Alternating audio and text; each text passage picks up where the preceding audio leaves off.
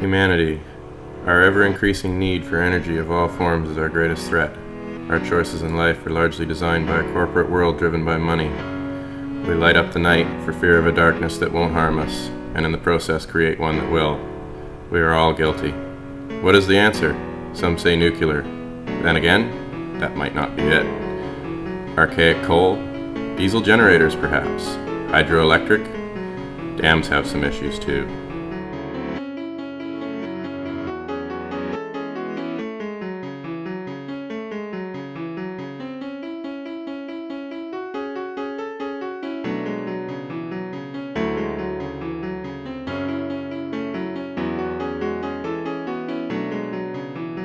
A pervasive reservoir contamination problem is the accumulation of high levels of mercury in fish.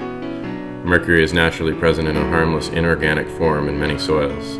Bacteria feeding on the decomposing matter under a news reservoir, however, transform this inorganic mercury into methylmercury, a central nervous system toxin. The methylmercury is absorbed by plankton and other creatures at the bottom of the aquatic food chain. As methylmercury passes up the food chain, it becomes increasingly concentrated in the bodies of the animals eating contaminated prey. Throughout this process of bioaccumulation, levels of methylmercury in the tissues of large fish-eating fish at the top of the reservoir food chain can be several times higher than that in small organisms at the bottom of the chain. Rapids are the world's largest aerators. The boiling and churning of a big rapid keeps the river healthy. Fish and aquatic organisms need oxygen to survive. Damming breaks the life cycle of a river, large or small. Philip Compass has been a vocal and active leader in the fight to keep the Petawawa River free-flowing. What I'd like people to know most about the Petawawa is that it's really a fantastic whitewater resource, a recreational resource, a tourism resource, and absolutely underutilized, and how important it is to the people that do make it better. So one of the kind of cool things about the Petawawa is that it's one of very few rivers, particularly in the eastern part of North America, that flow through the heart of a community. So here we are, we're just a couple of blocks away from houses, from towns, from stores. There's a beautiful paved walking trail that runs along the side of the river. And this community is so lucky to have a resource like that, absolutely dead smack in the middle of it. So you told me that you feel like you're winning here at the Pet, that things are going well, and that what are some of the reasons that you think that this fight is going well as opposed to not?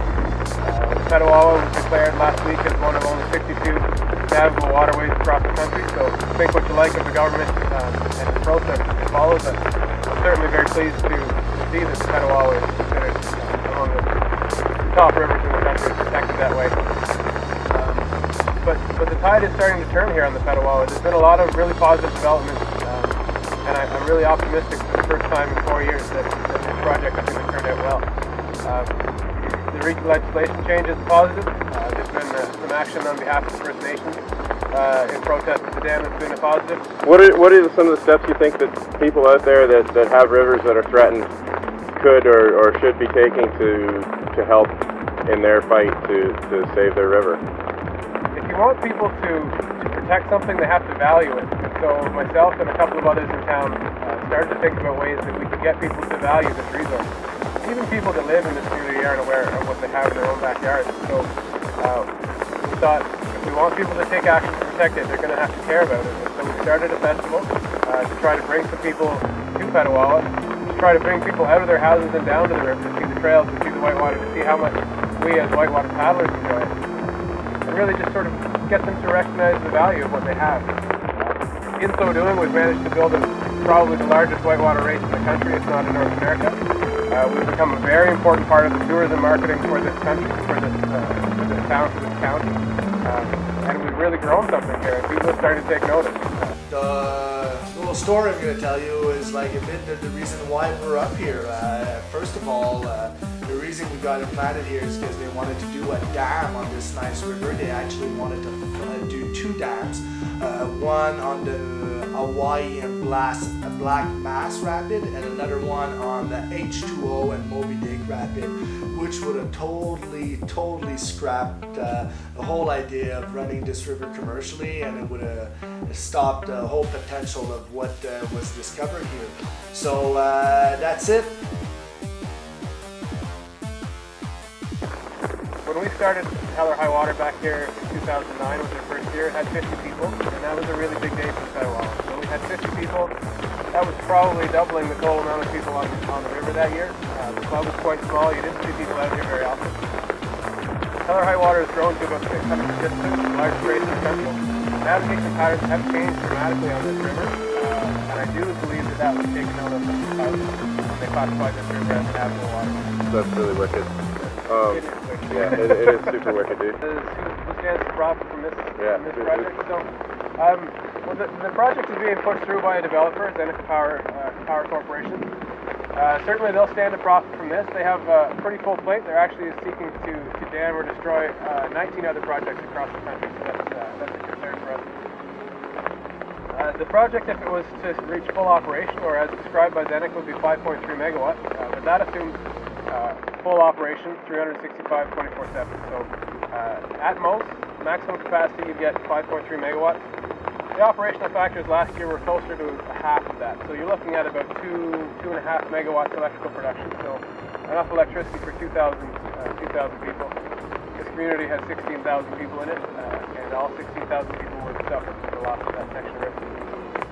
Definitely not a net gain.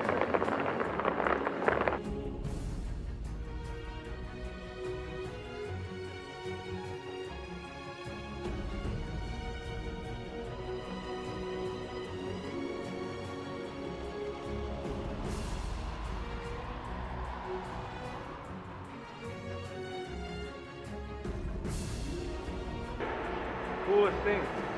Well, you know, we get most of our biogas we make from off-farm material from restaurants. So before it all went to the landfill, all the grease trap. Yeah. And now they bring it here. Okay. And we put it into our manure, and then we extract the gas. And what's coming out is basically pure water.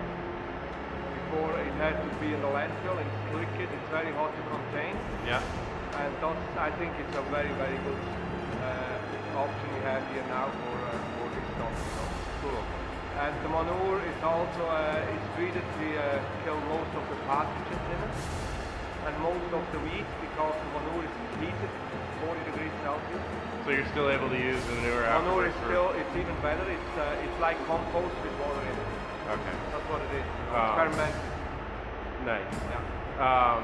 And so you said earlier that you produce 500 kilowatts with... We produce 500 kilowatts with the biogas. Yeah. And then we produce about 200 kilowatts with solar. That's really neat. And yeah, it's about for 400 houses.